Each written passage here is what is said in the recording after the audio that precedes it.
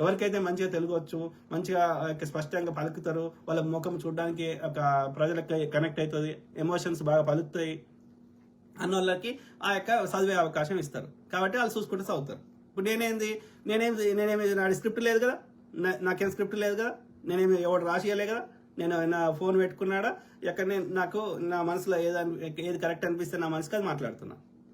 వాళ్ళు అట్లా కాదు. ఇప్పుడు నేను గంట 2 గంటలు 3 గంటలు ఈ కంటెంట్ లైవ్ రావాలంటే 3 గంటల కంటెంట్ రాయాలంటే వాడు ఎన్ని వందల వేల పేజీలు రాయాలి కంటెంట్. అర్థమైందా? ఆ కంటెంట్కి కొంచెం అటు ఇటు మాట్లాడలేరు. ప్లస్ ఇట్లా సడన్ గా ఇట్లా కామెంట్లు పెడితే క్వశ్చన్స్ అడిగితే వాళ్ళు చెప్పలేరు. ఎందుకంటే వాళ్ళు ఆ స్క్రిప్ట్ మాత్రమే చూసుకుంటూ అవుతారు.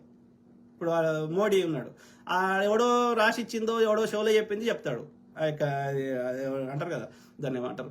సో అట్లా కాకుండా ఇంకా ఇండిపెండెంట్ ఏ క్వశ్చన్ అడిగినా మోడీ చెప్పలేడు. అందుకే ఆయన ప్రెస్ కాన్ఫరెన్స్కి రాడు, రాహుల్ గాంధీ వస్తాడు, ఎందుకంటే ఆయన విషయ పరిజ్ఞానం లేదు. సో కాబట్టి